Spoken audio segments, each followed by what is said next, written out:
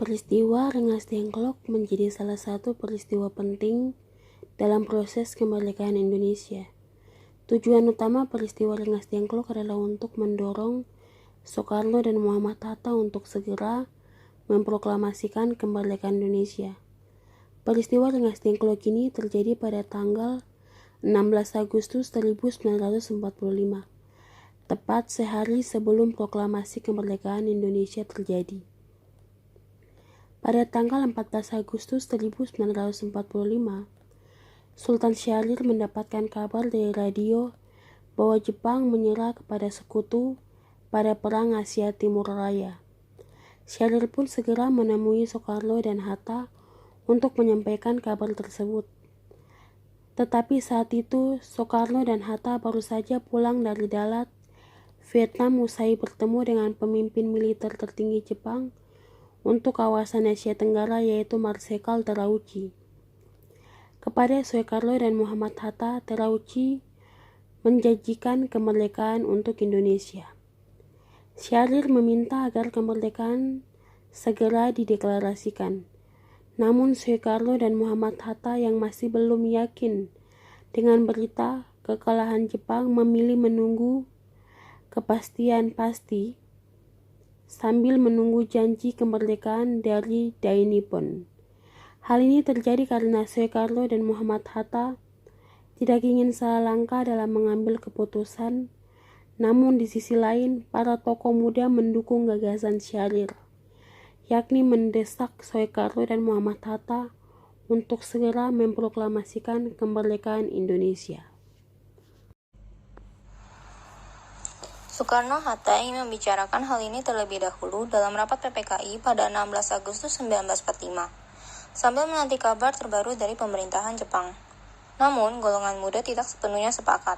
Mereka tetap mendesak agar kemerdekaan Indonesia diproklamasikan secepatnya. Oleh karena itu, pada golongan muda mengadakan rapat pada 15 Agustus 1945, malam hari yang dipimpin oleh Charles Saleh. Mereka menyepakati bahwa kemerdekaan Indonesia adalah hak rakyat Indonesia dan tidak tergantung dari pihak lainnya termasuk Jepang. Maka pada pukul 22.00 di malam yang sama, dua utusan dari golongan muda, Wikana dan Darwis, menemui Soekarno dan Hatta. Mereka menuntut proklamasi kemerdekaan dilakukan besok pada tanggal 16 Agustus 1945. Jika tidak, maka akan terjadi pergolakan. Namun Soekarno tetap tegas menolak, sampai berkata bahwa mereka boleh membunuhnya, namun itu adalah tanggung jawabnya sebagai ketua dari PPKI.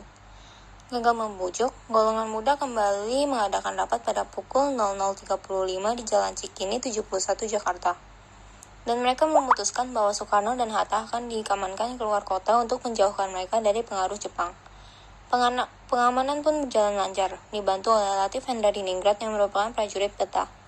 Muhammad Hatta dengan IR Soekarno beserta dengan istrinya Fatmawati dan putra sulungnya Guntur ditempatkan di rumah seorang warga keturunan Tionghoa bernama Jiao Sikisong. Ini awal mulanya dipermaksudkan untuk menekan kedua tokoh tersebut agar bersedia untuk memproklamasikan kemerdekaan. Namun dikarenakan kekokohan kedua tokoh tersebut, maka para pemuda pun merasa segan. Sedangkan di Jakarta, Ahmad Subarjo yang termasuk dari golongan tua mengetahui kejadian tersebut. Maka ia menemui Wikana, salah seorang tokoh pemuda. Dari hasil pembicaraan mereka pun disepakati bahwa kemerdekaan harus dilaksanakan di Jakarta. Setelah itu, Ahmad Subarjo bersama dengan Sudiro dan Yusuf Kunto pergi menuju Rengas Dengklok untuk membawa keduanya kembali ke Jakarta. Pada hari itu juga, dilakukan pembicaraan terkait rencana pelaksanaan deklarasi kemerdekaan Indonesia. Malamnya, di tempat kediaman Laksamada Muda Maeda, seorang perwira Jepang yang mendukung kemerdekaan Indonesia, dirumuskanlah naskah teks proklamasi. Keesokan harinya, pada tanggal 17 Agustus 1945, Soekarno dan Hatta membacakan teks proklamasi tersebut di kediaman Soekarno, Jalan Pegangsaan Timur, nomor 56, Jakarta.